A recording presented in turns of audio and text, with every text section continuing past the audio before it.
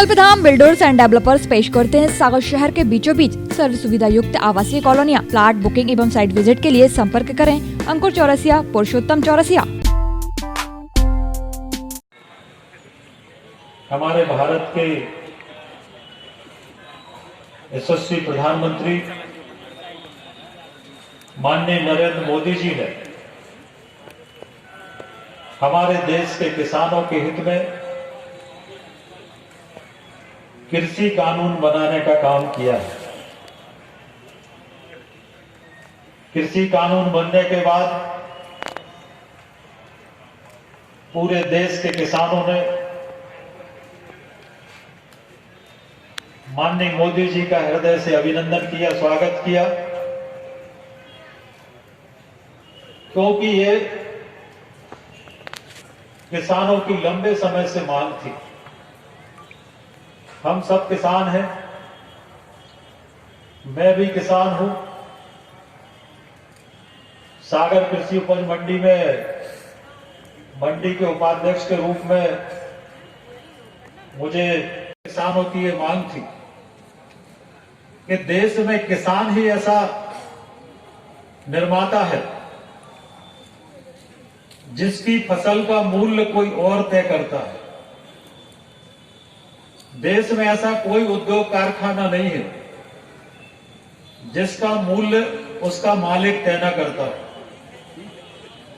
परंतु देश के अंदर हमारा किसान ऐसा है कि रात दिन मेहनत करके अपनी फसल का उत्पादन के दाम दूसरे लोग तय करते हैं।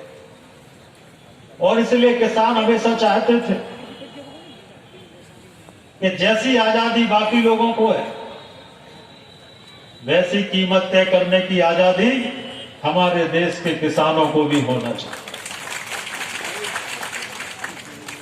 और मैं मोदी जी का अभिनंदन करता हूं, इसलिए नहीं कि भारतीय जनता पार्टी का कार्यकर्ता हूं, मैं इसलिए अभिनंदन करता हूं एक किसान के नाते। इस देश में अगर किसानों को आर्थिक आजादी मिली है तो माननीय मोदी जी के कृषि कानून के माध्यम से आर्थिक आजादी हमें मिली। क्या हालत है हमारे यहां मंडियों की। किसान रात दिन मेहनत करता है और रात दिन मेहनत करने के बाद वो अपनी फसल मंडी में लेकर जाता है। उसके पास और कोई विकल्प नहीं है अपनी फसल बेचने का। और जब मंडी के अंदर किसान जाता है तो चार व्यापारी खड़े होकर उसकी फसल की कीमत तय कर देते हैं। किसान ठगा सा खड़ा देखता रहता है, उसके पास कोई विकल्प नहीं होता अपनी फसल का कीमत तय करने का। उसके पास ये विकल्प नहीं होता कि वो अपनी ट्राली वापस ले जाए। 3-3 दिन तक किसान मंडियों में खड़े रहते हैं। हमारे प्रदेश के अंदर, देश के अंदर 100 दिन मंडियां बंद रहती हैं। 100 दिन, शनिवार, इतवार, बुधवार और जो छुट्टियां होती है वो अलग। 100 दिन मंडी बंद रहती है हमारे। 100 दिन तक हम मंडी में नहीं जा सकते और मंडी में जाते हैं तो पता चलता है कि ज्यादा ट्रालियां आ गई इसलिए आज डाक नहीं होगी। किसान बेचारा ट्राली के नीचे सोता रहता है, खाने की कोई व्यवस्था नहीं होती है। 3-3 दिन तक किसान ट्राली के नीचे पड़ा रहता है। बाद में पता चला कि हम्मालों की हड़ताल हो गई और हम्मालों की हड़ताल हो गई तो फिर आपकी तौल बंद हो गई। जैसे तैसे डाक हो जाए तो तौल में चोरी, दाने झाड़ने में चोरी, हर जगह किसान लुटता है। अगर मोदी जी ने व्यवस्था कर दी कि किसान जहां पर चाहे, जिसको चाहे अपना माल बेच सकता है, तो फिर कांग्रेस के लोगों को तकलीफ किस बात की है। इसमें किसानों का क्या हित होने वाला है।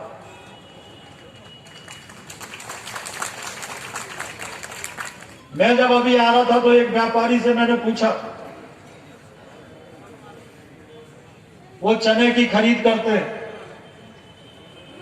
तो हमने उनसे पूछा कि आपको मंडी से खरीद करने में और व्यापारी से सीधे खरीद करने में कितना फायदा होता है। तो उन्होंने बताया कि अगर हम मंडी से खरीद करें तो हमारा मंडी से खरीद करने में खरीद के बाद 40 से 50 रुपए खर्चा ज्यादा होता है। 40 से 50 रुपए का खर्चा ज्यादा होता है। लोडिंग का पैसा लगता है, ट्रांसपोर्ट का पैसा लगता है, वहां जो बारदाना लगता है उसका पैसा लगता है। ये सारे खर्चे जोड़ के 50 रुपए का लगभग 1 कुंटल पर व्यापारी को खर्चा, जो बाहर खरीदते हैं व्यापार, उनको 50 रुपए का खर्चा आता है। तो हमने कहा अभी आपने क्या किया, किस तरह से आप खरीद कर रहे हैं? तो उन्होंने कहा कि हमने सारे किसानों के नंबर लेके रखे हुए, हम किसान को एसएमएस करते हैं कि हम अपने मिल पर चना इस भाव में खरीद रहे हैं। हम अपना भाव एसएमएस पे बताते हैं। अगर किसान को ठीक लगता है और उसको लगता है कि कीमत ठीक है तो वो अपना चना लेकर हमारी मिल पर आ जाता है, या हम उसके यहां से अपनी गाड़ी ले जाकर खरीद लेते हैं। और किसान को कम से कम पर कुंटल हम 200 से 300 रुपए मंडी के भाव से ज्यादा देने का काम किसान वहां पर करता है, व्यापारी वहां पर करता है। ये फायदा किसान को होता है। बाहर जब हम निकलेंगे तो जो कंपनियां हैं, जो व्यापारी हैं, जिनको जरूरत है, वो हमसे खुद आके संपर्क करेंगे, खुद आके कहेंगे कि हम आपका चना ये भाव खरीद रहे हैं। अगर आपको लगेगा कि हमारे चना गेहूं का दाम ये ज्यादा दे रहे हैं तो आप उनको बेचो। अगर आपको लगता है कि दाम कम दे रहे हैं तो आप मंडी में जाके बेचो। ना मंडियां समाप्त होने वाली है, व्यवस्था जो है वो व्यवस्था वो रहने वाली है, पर किसान को आजादी मिल गई कि आप जहां पर भी अपनी फसल बेचना चाहो वो फसल बेचने की आजादी आपको मिल गई। और ये जो आजादी मिली है, इस आजादी का लाभ किसान को होगा। इस आजादी में किसान अपने ऊंचे दाम पर अपनी फसलें बेच सकेंगे। और ये जो सारी व्यवस्था है, विरोधी लोग कहते हैं कि एमएसपी बंद हो जाएगी, समर्थन मूल्य पर खरीद बंद हो जाएगी, जबकि भारतीय जनता पार्टी की सरकार ने, माननीय मोदी जी ने इस बात को साफ तौर पर कहा है कि समर्थन मूल्य पर जैसी खरीद होती थी वैसी ही खरीद भारतीय जनता पार्टी की सरकार समर्थन मूल्य पर करेगी। इसमें कोई परिवर्तन नहीं। फिर ये आंदोलन क्यों? कॉन्ट्रैक्ट फार्मिंग होगी। मैं अभी आपको बताऊंगा कॉन्ट्रैक्ट फार्मिंग के फायदे।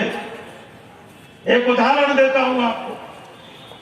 हमारे देश में दूध की क्रांति, डेयरी दूध खरीद रही है या कोई आपसे दूध का कॉन्ट्रैक्ट कर रहा है, तो जैसा प्रधानमंत्री जी कह रहे थे, क्या कोई आपकी गाय भैंस लेके चला जाता है कि आपसे हमारा दूध का सौदा था, हम आपकी गाय भैंस लेकर चले जाएंगे? कॉन्ट्रैक्ट फार्मिंग में ये अधिकार आपको होता है। आप चाहो तो सौदा करो, आप चाहो तो सौदा ना करो, आप चाहो तो माल बेचो, आप चाहो तो माल ना बेचो। आपको लगे कि कीमत बराबर है तो बेचो, आपको लगे कीमत बराबर नहीं है तो नहीं बेचो। परंतु किसान को एक विकल्प होता है, किसान को एक अवसर होता है। पर ये सारा विरोध, भाइयों बहनों, ये किसानों की लड़ाई नहीं है। भारत में कैसे मोदी भ्रमित करके, गुमराह करके ये लोग जो मोदी जी का विरोध करना चाहते हैं, ये किसानों का समर्थन नहीं है। ये किसानों के नाम पर मोदी जी के विरोध करने की राजनीति है भाइयों में। ये मोदी जी का विरोध है। यही कांग्रेस पार्टी जब यूपीए की सरकार थी, यूपीए की सरकार में यूपीए सरकार के जो कृषि मंत्री थे उस समय माननीय शरद पवार जी, जब वो कृषि मंत्री थे तब शरद पवार जी ने पार्लियामेंट में क्या कहा था वो मैं पढ़ के आपको बताता हूं। शरद पवार जी ने कहा था, वर्तमान कृषि उपज व्यापार एवं वाणिज्य कानून को मॉडल एमपीएससी एक्ट 2003 की तर्ज पर संशोधित करने की जरूरत है। इससे बाजार में निजी क्षेत्र का निवेश प्रोत्साहित होगा तथा किसानों, उपभोक्ताओं और कृषि व्यापार के समग्र हित में वैकल्पिक प्रतिस्पर्धा बाजार की राहें खोलेगी। ये उस समय की कांग्रेस की सरकार, यूपीए की सरकार जो इस बात को कह रही थी। कांग्रेस के समय के प्रधानमंत्री माननीय मनमोहन सिंह जी जो इस बात को कह रहे थे कि अगर किसानों को निजी व्यापार नहीं खोला जाएगा, अगर किसानों को निजी व्यापार का मौका नहीं मिलेगा तो किसान आगे नहीं बढ़ सकता, किसान को उसकी फसल का मूल्य नहीं मिल सकता, किसान आधुनिक पद्धति से खेती नहीं कर सकता। आज ये विधेयक आने के बाद पूरे देश के अंदर पूरे हमारे किसानों के लिए जगह जगह वेयर हाउस बनेंगे, जगह जगह कोल्ड स्टोरेज की चेन बनेगी। अगर आपको लगता है कि हमारा माल हमें नहीं बेचना तो आप कोल्ड स्टोर में रख लो। आज अगर सागर में आलू हो रहा है,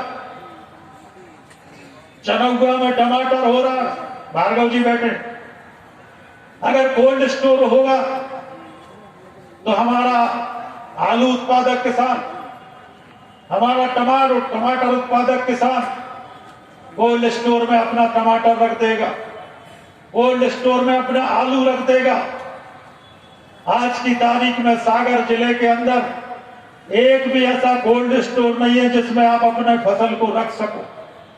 अगर कोल्ड स्टोर आपके पास होगा तो कोल्ड स्टोर में आप अपनी फसल रख के, और जब आपको बाजार में ठीक दाम मिलेगा तब बाजार में आप अपनी फसल को बेच सकते हो।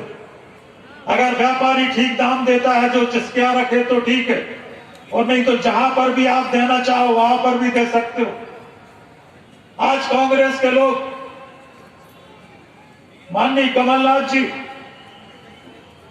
जो कृषि कानून के विरोध की बात कर रहे थे, उनके छिंदवाड़ा के किसानों की बात आज आपने, जिन लोगों ने नव दुनिया अखबार पढ़ा होगा, वहां के किसानों ने वहां पर निजी क्षेत्र में आलू का व्यापार आया, वहां के किसानों ने आलू का उत्पादन शुरू किया।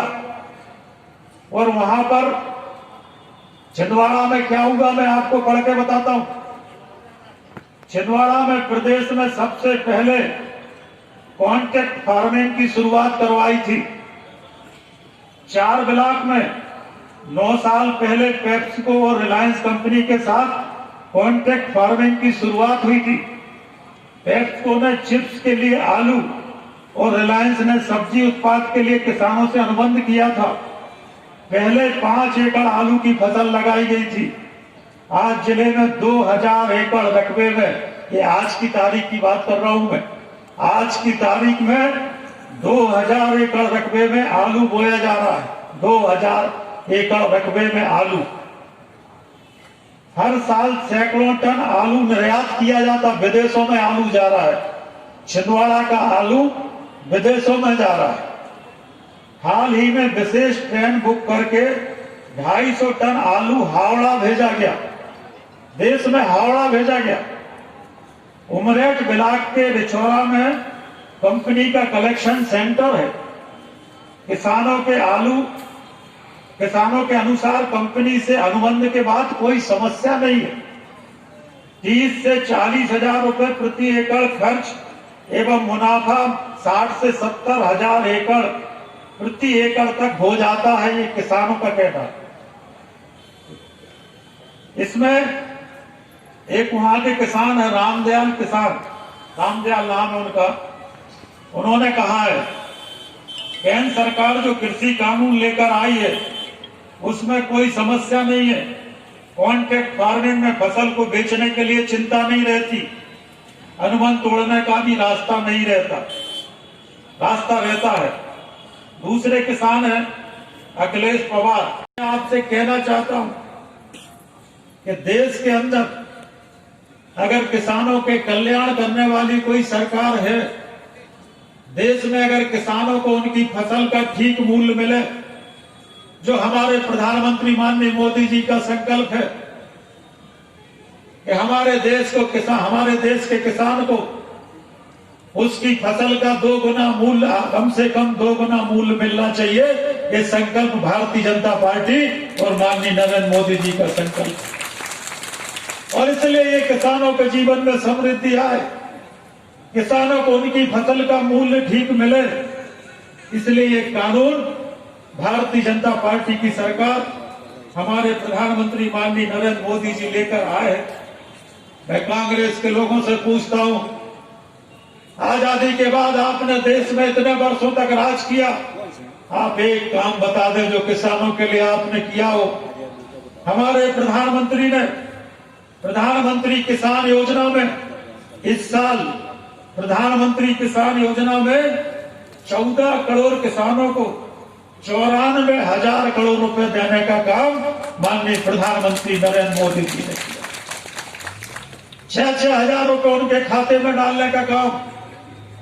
और मैं मुख्यमंत्री माननीय शिवराज जी का और भारतीय जनता पार्टी की सरकार का धन्यवाद करूंगा कि मध्य प्रदेश की सरकार ने 4,000 रुपए अपनी तरफ से किसानों को किसान कल्याण के नाम पर देने का काम किया। 6 और 4 मिलाकर 10,000 हो गए। और कल माननीय मुख्यमंत्री जी ने कहा है कि 18 तारीख को जिन किसानों की फसलें पहले खराब हो गई थी उनके खाते में 1600 करोड़ रुपए भारतीय जनता पार्टी की सरकार डालेगी। 1600 करोड़ रुपए डालेगी।